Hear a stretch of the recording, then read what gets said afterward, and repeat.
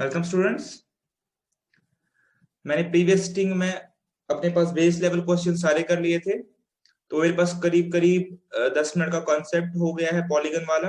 1 घंटे का मेरे पास बेस एक्सरसाइज हो गई है। उसमें मैं ऐड जो करने वाला हूँ 20 मिनट का जो हायर लेवल स्किल्स क्वेश्चन है 15 क्वेश्चन उनको भी ऐड करने वाला हूँ।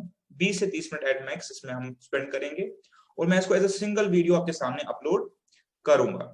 ठीक है, उससे क्या होगा कि हमारे जो कल के सारे अपलोडेड क्वेश्चन है उन सबका सोल्यूशन हो जाएगा और हम नेक्स्ट टॉपिक की तरफ बढ़ पाएंगे। ठीक है, तो आइए मेरे साथ फटाफट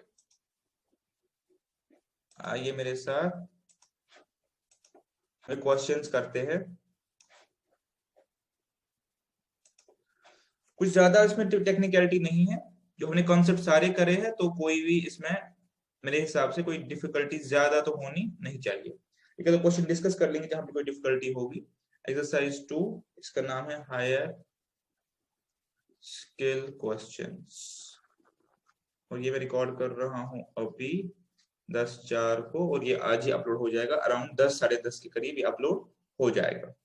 ठीक है, एक ऐसा सिंगल वीडियो अपलोड हो जाएगा। कल का और आज का मिला के एक एक्सरसाइज में अपलोड कर दूंगा करीब करीब 1.5 घंटे की। तो first question is 56 PR+6 divided by 54 PR+3 is equal 30/800 और हमें जो निकालना है वो है RP2। आई होप आपने ये कर लिया होगा। और कैसे करेंगे? सिंपली इसमें ज्यादा जो पार्ट है वो मैथमेटिकल है, कंप्यूटेशनल पार्ट है, कॉन्सेप्चुअल पार्ट कुछ ज्यादा है नहीं। आप इसको स्प्लिट कीजिए, इसको स्प्लिट कीजिए एज पर फॉर्मूला क्या है सबको पता होगी अभी तक, ये सबको पता होगी ये फॉर्मूला जिन्होंने हमारे साथ पहले जो लेक्चर्स देखे होंगे। तो क्या आएगा 56 फैक्टोरियल और नीचे आएगा 56 minus R plus 6 56 minus R minus 50 minus R. ठीक है, ये आपको आता होगा बिकॉज माइनस जो है दोनों के इंटरेक्ट यहाँ पे करेगा।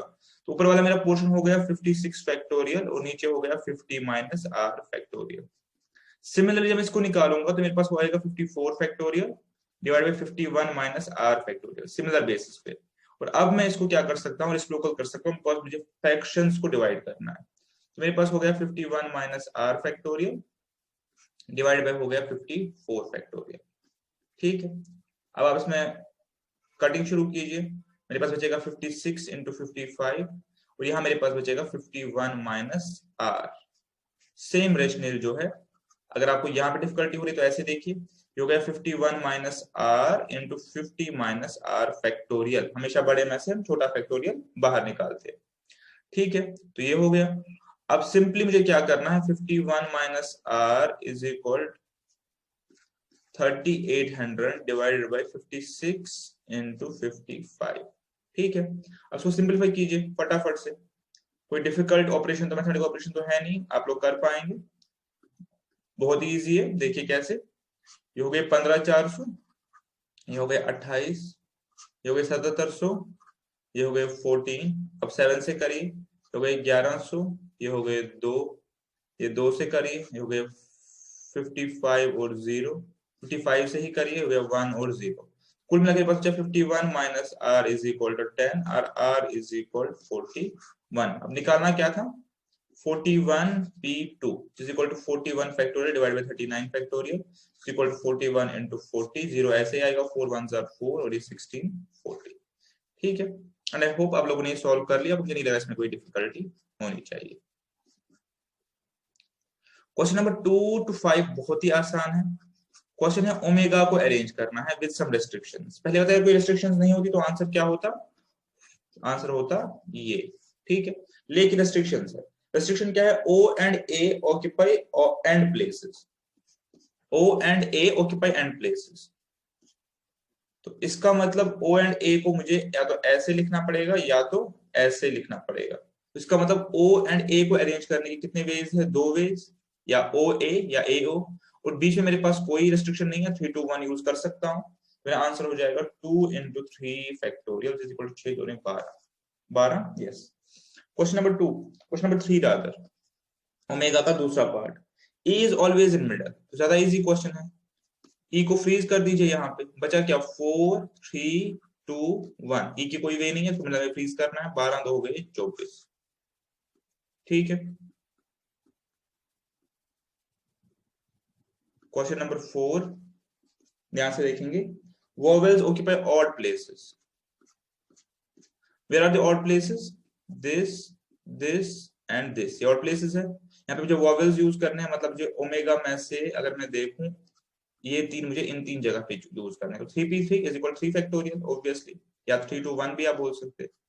ठीक है, अब बचे दो प्लेसेस और दो वर्ड्स, तो यहाँ पे 2 और यहाँ पे 1, ये बीच में लगा दीजिए मल्टीप्लाई। सारा किया हुआ है तो ये आपको इजीली आएगा। या आप ऐसे 3 फैक्टोरियल इंटू 2 फैक्टोरियल लिख सकते हैं। आपके पास हो गया 3 to 6 to 12, इसके लिए मेरे पास निकल जाएंगे 12 वेज। ठीक है, चलिए अच्छा है। Question number 5, vowels never together. ठीक है, याद करिए कैसे करते हैं। टोटल वेज 120 माइनस करेंगे वोवेल्स ऑलवेज टुगेदर। राइटिंग में दिक्कत हो रही है तो मेरी लिप्स को फॉलो करेंगे। Total ways is 120 and total ways is 120 and मेरी कंडीशन क्या है? Vowels always together. तो माइनस करूंगा वोवेल्स ऑलवेज टुगेदर। कैसे निकालेंगे पता है आपको? Consider vowels as a single string, इसको स्ट्रिंग बना लिया और मेरे पास m और g हो गया। ये हो गए 3 फैक्टोरियल, बट इंटरनली ये 3 फैक्टोरियल वे से अरेंज कर सकते हैं। 1 2 1 2 3 और इसका इंटरनल 3, ये हो गए 6 6 36 माइनस 36। तो आंसर निकलेगा वोवेल्स नेवर टुगेदर। मेरे पास वो आ जाएगा 84। ठीक है, फटाफट से हमने क्वेश्चंस कर लिए, क्योंकि अगर आपने कॉन्सेप्ट पकड़ लिया है तो क्वेश्चंस में कोई डिफिकल्टी नहीं होगी। नेक्स्ट क्वेश्चन देखिए, क्वेश्चन नंबर 6। क्वेश्चन नंबर 6 अच्छा क्वेश्चन है, टोटल कॉम्बिनेशन का क्वेश्चन है, बहुत ही अच्छा क्वेश्चन है, मेरे साथ ध्यान से देखेंगे। A question paper consists of 2 sections and 3 and 5 questions respectively। ठीक है, विजुअलाइज कर लीजिए। मेरे पास S1 और S2 दो सेक्शन है, और पहले पार्ट में मेरे पास कितने क्वेश्चन है? 3। दूसरे मेरे पास कितने हैं? 5। अब देखिए इसके बाद लाइन लिखिए। लाइन लिखी है, it is not necessary to attempt all question. जरूरी नहीं है कि आप सारे क्वेश्चंस करो। ठीक है, done. One question from each section is compulsory. मुझे मिनिमम यहां से एक क्वेश्चन करना है, यहां से एक क्वेश्चन करना है मिनिमम। तो इसका मतलब मैं यहां से कितने क्वेश्चंस कर सकता हूं? 1 2 या 3, जीरो नहीं कर सकता। यहां से कितने क्वेश्चंस कर सकता हूं? जीरो मैं भी हटाऊंगा इसमें, आप चिंता मत कीजिए। जीरो नहीं कर सकता, मैं कर सकता हूँ 1 2 3 4 या 5। ठीक है, अगर मैं आंसर निकालना चाहूं तो मेरा आंसर इसमें आएगा बाय यूजिंग टोटल कॉम्बिनेशंस। याद करिए, अच्छा क्वेश्चन है, टोटल कॉम्बिनेशंस का क्वेश्चन हो गया ये। कैसे करूंगा? मैं करता इसमें 3C1 3C2 3C3, यही करूंगा। या तो मैं 3C1 करूंगा, या 3C2 का 3C3 करूंगा। और यहाँ पे या तो मैं 5C1 करूंगा, या 5C2 करूंगा, या 5C3 करूंगा, या 5C4 करूंगा, या 5C5 करूंगा। ठीक है, बट मैं 5C0 नहीं करूंगा। ठीक है, अब या तो मुझे ये सारे कंपोनेंट कैलकुलेट करने हैं, या तो मैं कैलकुलेट करूंगा तो आंसर आ जाएगा, वो भी आप कर सकते, कोई डिफिकल्ट नहीं है। या तो आप इसको कैलकुलेट करेंगे, 7 आ जाएगा। देखिए कैसे, 3 3 और 1। ठीक है, बट मुझे वो आपको नहीं बताना अभी। मुझे ये बताना है कि मेरे पास टोटल कॉम्बिनेशन की फॉर्मूला है ऑलरेडी, मैं उसको यूज क्यों नहीं करूंगा? अगर मेरे पास यहाँ 3C0 भी होता और यहाँ मेरे पास, मैंने इसे ब्लैक से लिखा है, 5C0 भी होता, तो मेरी फॉर्मूला क्या बनती? 2 रेज पावर n और 2 रेज पावर n। आपने सीखा हुआ है टोटल कॉम्बिनेशन मेथड में, और इस चीज को 2 रेज पावर n को याद रखिए, आगे भी काम आने वाला है बाइनोमियल फॉर्म में।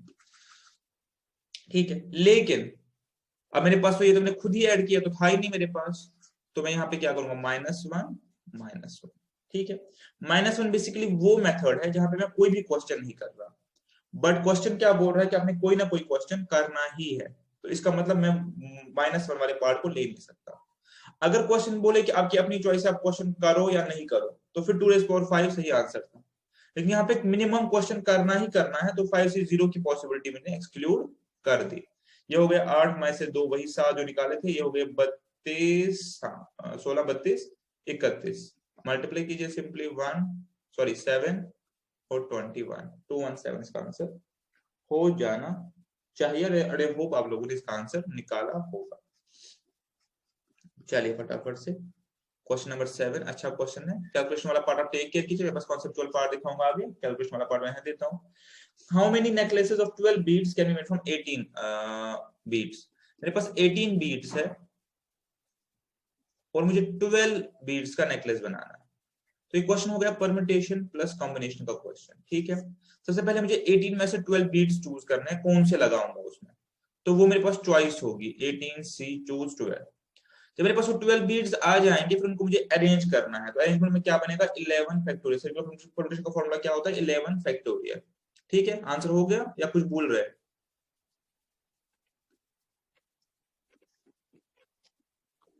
ये इसको नहीं भूलना, ठीक है, इसको नहीं भूलना, बिकॉज ये मेरे पास रोटेटेबल, मेरे पास रोटेटेबल सर्कल है,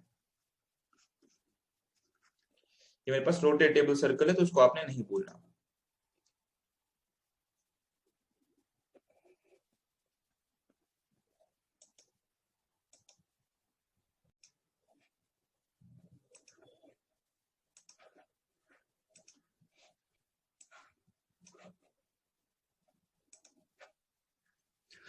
ओके, तो ये मेरे पास फिर से बता रहा हूँ 18 में से 12 आप चूज करेंगे सबसे पहले बीड्स, उसके बाद जब आपके पास 12 बीड्स आ जाएंगे फिर आप 12 क्या करेंगे, फॉर्मूला हमारे पास जो है n-1 है सर्कल की, लेकिन जो गार्लैंड वाला या नेकलेस वाला केस है वहां पे सर्कल रोटेटेबल है, तो मुझे 11 फैक्टोरियल पे 2 करना पड़ेगा। मेरा आंसर नेट शेल में आएगा 18 factorial 12 factorial 6 factorial 11 factorial 2 factorial.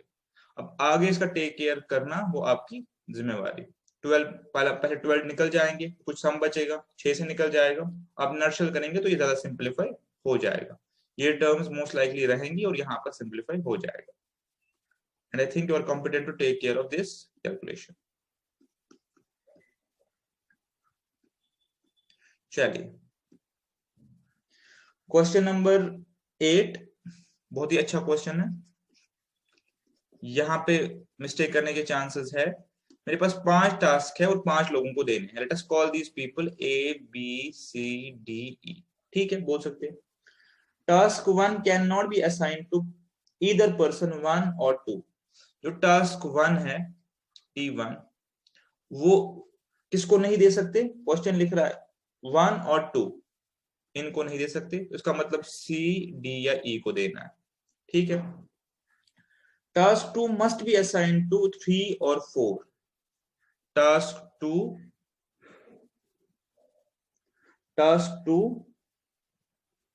must be assigned to 3 or 4। task 2 must be assigned to C और D। ठीक है, यहां तक ये रिस्ट्रिक्शन है, बाकी कोई और एक और रिस्ट्रिक्शन कि हर किसी को एक काम देना है, एवरीवन मस्ट हैव टास्क। ये रिस्ट्रिक्शन है और वो रिस्ट्रिक्शन तो है नहीं मेरे पास। अब देखिए इसको कैसे करेंगे। सबसे पहले आप टास्क 2 पे ध्यान दीजिए, टास्क 2 के कितने वेज है करने के, 2 वेज, C या D को देना है। और गलती जो होगी यहाँ पे हो सकती है, आप बोलेंगे टास्क 2 के मेरे पास कितने वेज है, 2 वेज, और टास्क 1 के मेरे पास 3 वेज है। नहीं, वो क्यों, अगर मैंने यहाँ पे C या D को लगा दिया तो एक बंदा मेरे से चला जाएगा, सपोज C को लगा दिया। अब टास्क 1 के कितने वेज है, there are only 2 ways, because नीचे लिख रहा है कि एवरीवन मस्ट हैव 1 टास्क। बस ये यहाँ पे मिस्टेक हो सकती है, यहाँ पे 3 लिख सकते हैं। इसके बाद पूरा फ्री है, ये किसी को भी दे दीजिए तीनों में से, ये किसी को भी दे दीजिए और ये फिर किसी को भी दे दीजिए। तो answer is 2 into 2 into 3 into 2, ये हो गया 8, 8 दिए 24, इसका आंसर हो जाएगा 24 वेज। क्वेश्चन नंबर 8 का आंसर होना चाहिए मेरे पास 24 वेज। ठीक है, डन, काफी इजी क्वेश्चन था। क्वेश्चन नंबर 9 ध्यान से देखेंगे।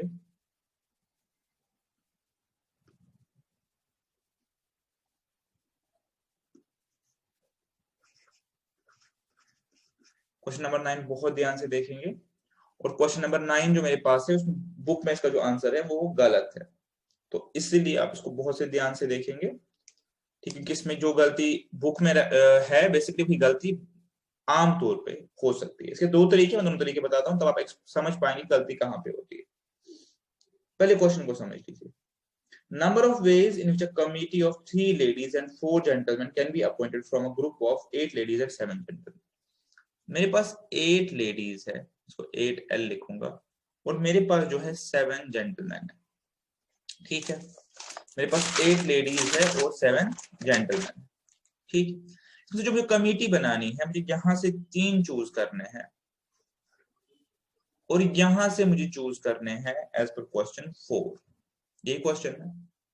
ठीक है, अब क्वेश्चन एक रेस्ट्रिक्शन दे दी, कह रही है कि Mrs X refuses to serve in a committee where Mr Y is a member. Mr X ने ये बोला, मिसेस एक्स ने, कि मैं उस कमेटी में नहीं रह सकती जहां पे मिस्टर वाई मेंबर है। ठीक है, तो एक रेस्ट्रिक्शन है कि 2 मेंबरों का आपस में एक कमेटी में नहीं हो सकते। नाम और कुछ भी लिख लीजिए, कोई दिक्कत नहीं है। मिसेस एक्स एंड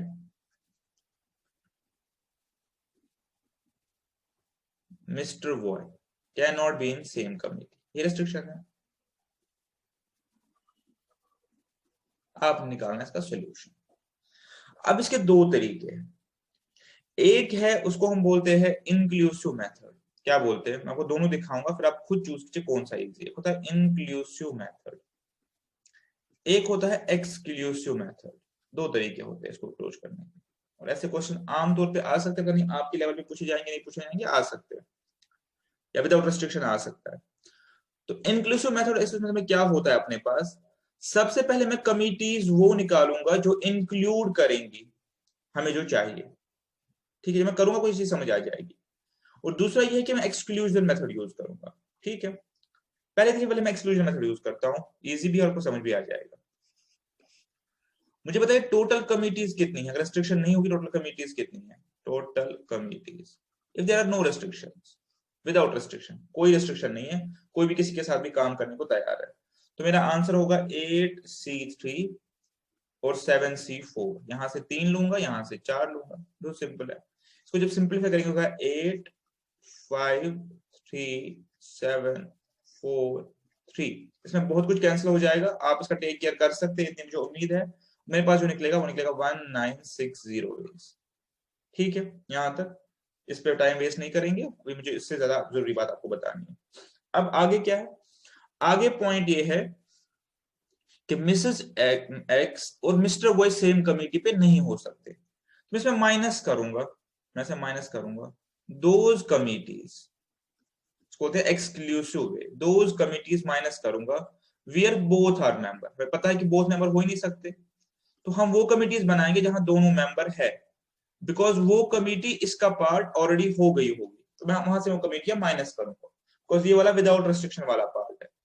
तो अब बताइए वो कमिटीज जहां दोनों मेंबर है, इसका मतलब यहां भी मेंबर है, यहां भी वो मेंबर है, ये दोनों। तो जब यहां भी मेंबर आ गया, यहां भी मेंबर आ गया, तो इसका मतलब कमिटीज कितनी बचेगी, यहाँ मैं 7 में से 2 लूंगा 7C2, और यहाँ मैं 6 में से 3 लूंगा। इसका मतलब मैंने एक काम क्यों किया, बिकॉज मैं कह रहा हूँ वेयर बोथ आर मेंबर्स, मैं दोनों को मेंबर मान ही लिया, तो यहाँ बचे 7 में से 2 लूंगा, यहाँ बचे 6 में से 3 लूंगा।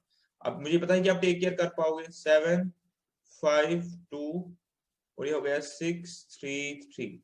मोटा मोटा देखे, अगर मोटा मोटा देखे तो ये हो गया 7 × 6/2, और ये हो गया 6 × 5 × 4/3 × 2। ये निकल जाएगा, ये निकल जाएगा, ये हो गए 20, ये हो गए 21, और ये हो शायद 420।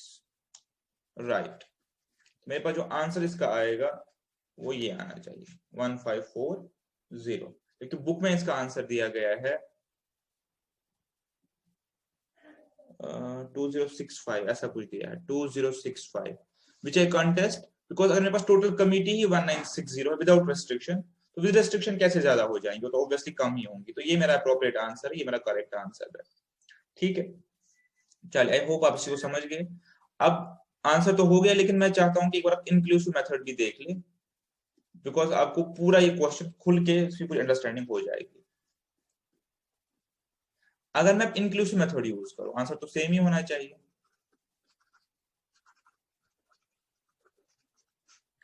तो इसके 3 पार्ट्स बनेंगे, याद रखिए, मुझे 8C3 चाहिए और 7C4 चाहिए, ये याद रखिए मेरे पास जो कमिटी है। देखिए क्या होगा मेरे पास, अब मैं ये बोलूंगा basically case 1 both are out of committee, inclusive कर रहा हूं, अगर दोनों आउट ऑफ कमिटी है तो वो भी चल जाएगा। ये लोग क्या बोल रहे हैं कि एक दूसरे के साथ काम नहीं करना, तो हम कह रहे हैं कि दोनों को कमेटी में लेते ही नहीं, आपको काम नहीं करना, कमेटी आप दोनों कमेटी में लेते ही नहीं। तो वेज बताइए, 7 में से 3 और यहाँ 6 में से 4, को दोनों को कमेटी में लेना ही नहीं है। ठीक है, तो इसको जब आप सॉल्व करेंगे, जो कि आप कर लेंगे, which is 5 to 5। ठीक है, चलिए नेक्स्ट है इंक्लूसिव मेथड कर रहे हैं ना, पहला हमने लिया कि दोनों कमेटी से बाहर कर दिया। नेक्स्ट है mister Y is on committee, mister Y को कमिटी में रखा, तो मिसेस एक्स ने मना कर दिया, तो ठीक है मिस्टर वॉय को हमने कमिटी में रखा। अब मिस्टर वॉय को जब कमिटी में रखा तो एक बंदा तो मेरे पास, एक जेंटलमैन तो आ ही गया मेरे पास। अब मेरे पास फिर चॉइस के लिए क्या बचा, 6 में से 3, 6C3 बिल्कुल सही है, बिकॉज एक तो आ ही गया जेंटलमैन। लेकिन या मैं इसको ऐसे भी लिख सकता हूँ अगर आप ज्यादा विजुलाइज करना चाहते हैं। ठीक है, अगर आप ज्यादा इसको ये लेना ही नहीं है, इसको भी यहां से लेना ही नहीं है। ठीक है, इसमें क्यों लिख रहा हूं, ये देखिए 1 और 7 8, 0 और 3 3, 6 और 1 7, 4 और 0 0, वही आपको करना है। अब मिस्टर, मैंने क्या कहा, मिस्टर वाई ऑन कमिटी, तो वाई को मैंने ले लिया और बाकी 6 में से 3 ले लिया। अब जब वाई आ गया तो एक्स, मिसेस एक्स तो आ ही नहीं सकती, तो यहाँ पे मेरे पास क्या बचा फिर, सिंपली 7C3, और इसको लेना ही नहीं है बिकॉज मिस्टर वाई इस कमिटी में है। तो मेरे पास बचा 7C3 इंटू 6C3, और इसका आंसर निकल रहा है 700। और अब तीसरा केस आप खुद ही निकाल पाएंगे। तीसरा केस ये हो सकता है कि Mrs x is on committee, is on committee. ठीक है, इसका मतलब mister x is on committee, उसको ले लिया हमने। फिर मेरे पास 7 में से 2 लेडीज लेनी पड़ी, 8C3 कंप्लीट करना है। जब इसको ले लिया मिसेस एक्स को, तो मिस्टर वाई तो नहीं रह सकता, तो यहाँ पे मिस्टर वाई को लेना ही नहीं है। और बाकी जो बचे 6 है उनमें से 4 लोग लूंगा, 7C2 इंटू 6C4, जो कि निकलेगा 315। अब इसको आप करिए, ये हो गया 0, ये हो गया 4, और ये हो गया मेरे पास 15। तो दोनों तरीकों से हम उसी कंक्लूजन पे पहुंचे, पहला एक्सक्लूसिव सा इंक्लूसिव मेथड। अब गलतियां इसमें कहां पे हो रही है, इसमें जो लोग है बेसिकली 3 केस नहीं बनाते हैं, 2 केस बनाते हैं, 1 और 2, उससे आपका सोल्यूशन गलत हो जाता है। तो आप क्या तो ऐसे करिए या ऐसे करिए। ठीक है, ये अच्छा क्वेश्चन था, और जिसने क्वेश्चन किया है काफी बढ़िया। क्वेश्चन नंबर 10 खत्म होने वाले हैं questions. Question number 10, A selection is to be made for one post of principal, एक पोस्ट है प्रिंसिपल का, ठीक है, और 2 पोस्ट है वीपी के, एक पोस्ट है प्रिंसिपल का और 2 पोस्ट है वीपी के। ठीक है, सही बात है। 6 लोगों को बुलाया गया इंटरव्यू के लिए, ओनली 2 और eligible for post of principal. यहाँ पे 2 लोग प्रिंसिपल बन सकते हैं, 6 में से 2 लोग प्रिंसिपल बन सकते हैं। ठीक है, और उसके बाद जो बाकी सब है वो बेसिकली क्या बन सकते हैं, वाइस प्रिंसिपल बन सकते हैं। तो आपको बताना है कितने तरीके मेरे पास है, मेरे पास कितने तरीके हैं। पहले बताइए प्रिंसिपल बनने के कितने तरीके हैं, 2C1, 2 में से एक को चूज करना, यही तरीके कि 2 में से मेरे पास 2 ही एलिजिबल है, 2 में से एक को चूज करूंगा, 2C1 प्रिंसिपल का हो गया। उसके बाद मेरे पास वीपी के लिए कितने कैंडिडेट्स बचे हैं, 5। ठीक है, उन 5 में से कोई भी 2 में ले सकता हूँ, बिकॉज वीपी के लिए हर कोई एलिजिबल है, वही बोल रहा है number possible, and all are eligible for VP. हाँ, तो ये हो गया 2 इंटू 5 इंटू 4 डिवाइडेड बाई 2, ये हो गया 10 और 2 20। इसका आंसर 20 होना चाहिए, आप लोगों ने कर लिया होगा।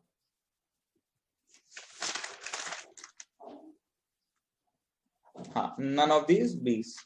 ठीक है, ये आसान है, वैसे इसमें कोई डिफिकल्ट पार्ट है नहीं।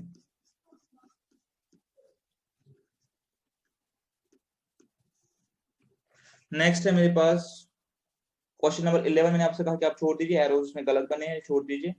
क्वेश्चन नंबर 12, ये इजी क्वेश्चन है कि मेरे पास 2 राउंड टेबल है, मेरे पास 2 राउंड टेबल्स है, और मुझे 15 लोग बिठाने हैं, एक में 7 कैपेसिटी है, एक में 8 कैपेसिटी है।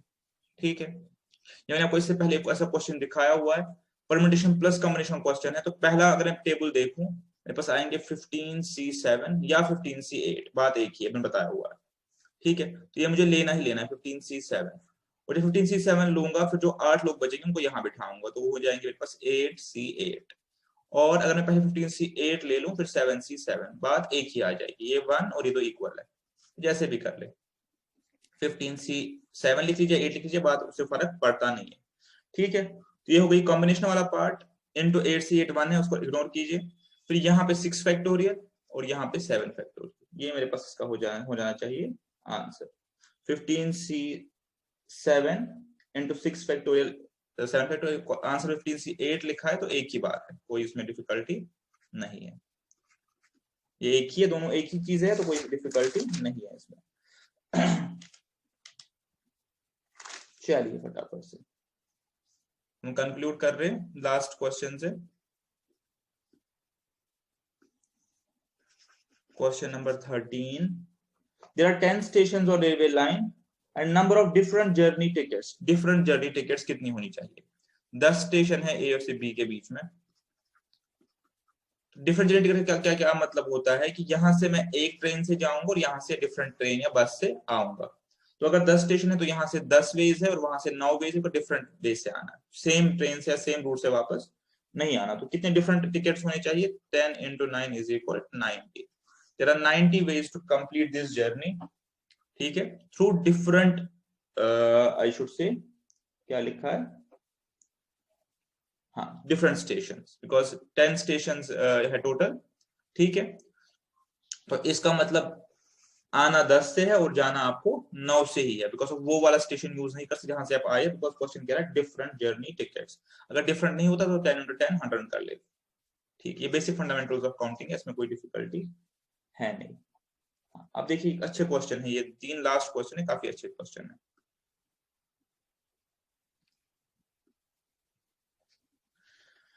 क्वेश्चन पढ़ लेता हूं। New flag is to be design with 6 vertical strips. एक फ्लैग बनाना है, उसमें 6 स्ट्रिप्स है। कल ऐसे क्वेश्चन दिखाया था, 2 3 4 5 और 6। ठीक है, ये ऐसे बना डिजाइन करना है। मेरे पास कलर्स जो है येलो ग्रीन ब्लू रेड, मेरे पास येलो ग्रीन ब्लू और रेड है।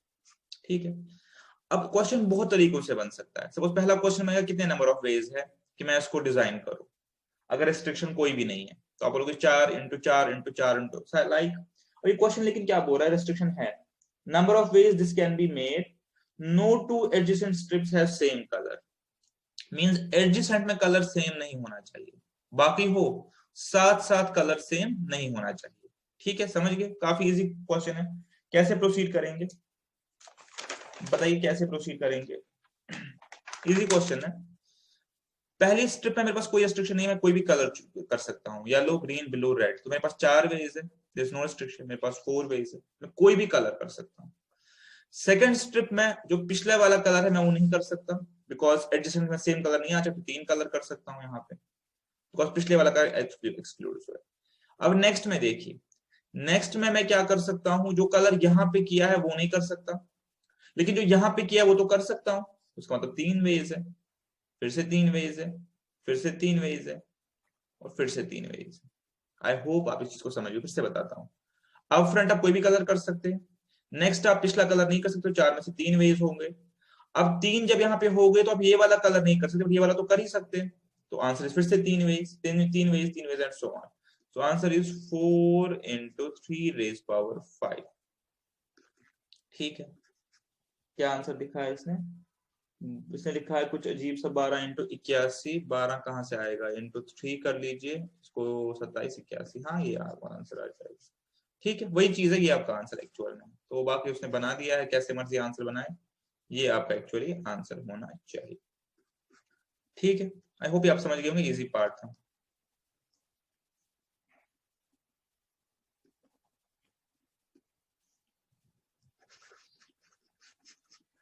क्वेश्चन नंबर 15, ये भी अच्छा क्वेश्चन है और इजी क्वेश्चन भी है। In a given figure line represents roads, okay, from B to A. आपके पास फिगर है तो आप इसको अच्छे से देख लीजिए। ये एक फिगर ऐसे बनी है जहां पे 1 2 3 4 5 बॉक्सेस बने हैं,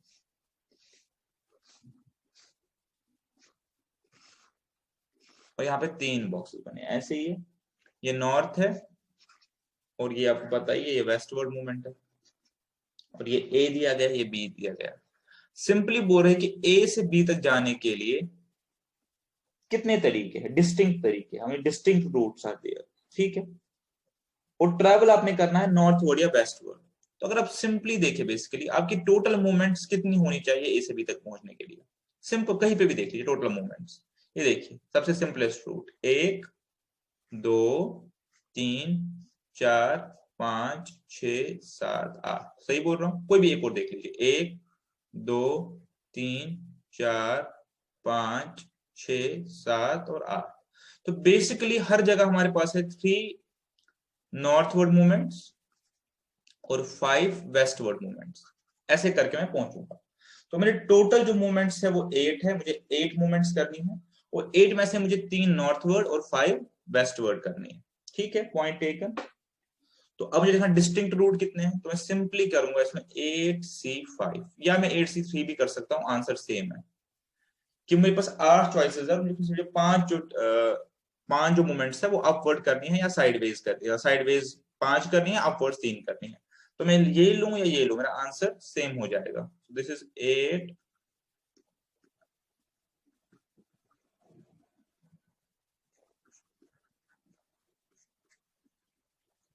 ये भी करेंगे सॉल्व तो यही हो जाएगा, कोई दिक्कत नहीं है।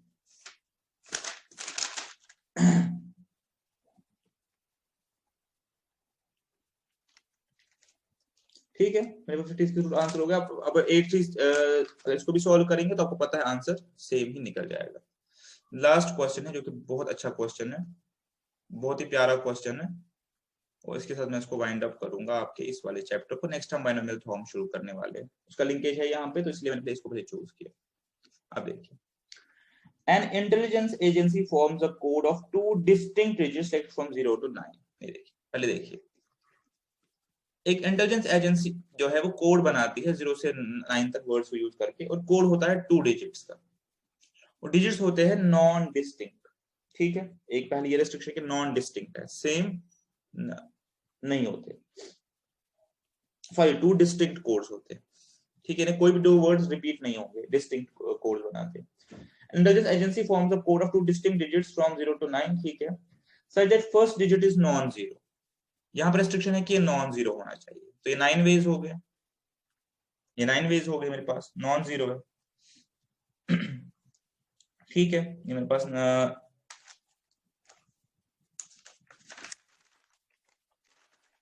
मेरे पास 9 वेज हो गए। ठीक है, अब यहाँ कितने वेज आएंगे मेरे पास? 9 ऑफ कोर्स, क्योंकि नॉन डिस्टिंक्ट है तो 9 आएंगे, बट 0 मेरा यहाँ पे नहीं आएगा, तो हमने 9 ले ली, और यहाँ 0 आ सकता है, मैंने और जो 9 बचे थे वो ले ली। ठीक है, सपोज यहाँ पे 2 हो गया तो अब 9 बचे, मेरे पास 81 वेज आ गए इन टोटल ये कोड बनाने के। और क्वेश्चन क्या है, 81 वेज में कोड बन सकता है, ये आपको समझ आ गया। अब मेरा क्वेश्चन क्या है नेक्स्ट, वो देख लीजिए। क्वेश्चन ये रहा, the code is hand written. ये जो कोड है ये कंप्यूटराइज्ड नहीं है, हाथ से लिखा जाता है। ठीक है, ऑन अ स्लिप, कोड एक स्लिप पे लिखा जाता है। अब स्लिप में क्या है, स्लिप अपसाइड डाउन भी हो सकती है, अगर आपका कंप्यूटराइज्ड है तो अपसाइड डाउन नहीं हो सकती। अब अगर आपकी स्लिप है तो स्लिप को आप अपसाइड डाउन कर सकते हैं। तो कह रहे हैं अप डाउन, अपसाइड डाउन करने से क्या होगा, पोटेंशियली कंफ्यूजन हो सकते हैं अपसाइड डाउन से। एग्जाम्पल इसने दी है कि 91 जो है, 91 जो है, अगर इसको अपसाइड डाउन पढ़ेंगे तो ये 16 हो जाएगा। ऑब्वियसली अगर मेरे पास स्लिप पे 91 लिखा उल्टा कर तो 16 हो जाएगा। तो ये कह रहे हैं कि ऐसे मेरे पास कंफ्यूजन हो सकते हैं, बिकॉज कोड एक स्लिप पे लिखा है। ये मैंने क्या निकाला, टोटल नंबर ऑफ वेज, या डज स्टूडेंट। अब कह रहे हैं कि कितने कोड्स है जिनके लिए कंफ्यूजन नहीं होगी, जो विदाउट कंफ्यूजन है, how many codes are there for which there is no confusion. हमें नो कंफ्यूजन वाले केसेस निकालने हैं। तो कैसे करेंगे आपको पता है, टोटल वेज मैंने निकालिए माइनस कंफ्यूजन वाले वेज, कंफ्यूजिंग वेज, तो जो आएगा वो आंसर आएगा। अब आप कंफ्यूजिंग वेज ढूंढिए। अब आप खुद आइडेंटिफाई कीजिए, मैं आपके सामने वर्ड लिख रहा हूं,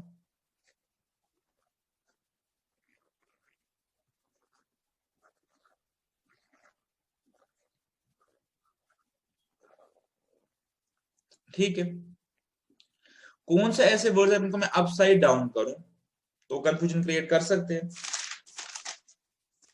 कौन से ऐसे वर्ड्स जिनको मैं अपसाइड डाउन करूं तो कंफ्यूजन क्रिएट कर सकते हैं। ठीक, पोटेंशियली मेरे पास जो है मेरे पास 0 भी है जो ऊपर से नीचे आप पढ़ सकते हैं, 1 भी पढ़ सकते हैं, 2 नहीं, 3 नहीं, 4 नहीं,